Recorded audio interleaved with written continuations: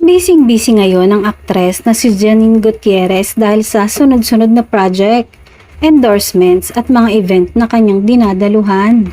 Sa katatapos lang na ABS-CBN Ball 2025 ay nag-stand out ang kagandahan at kaseksihan ng aktres na solong rumampa sa red carpet. At ngayon naman ay ang kanyang endorsement with Nivea introducing their new product. Marami na naman ang pumuri sa kagandahan niyang taglay at marami ang nakapansin kahit noon pa na pwede talaga siyang pambato sa mga beauty pageant.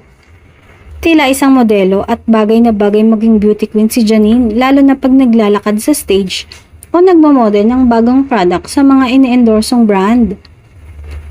Marami din ang nagtatanong sa kanya kung wala ba siyang balak na sumali sa mga beauty pageant dahil taglay niya naman ang lahat ng katangian ng pagiging beauty queen. Ika nga ay beauty queen material si Janine. Hindi lang beauty and body kundi pati brain at character.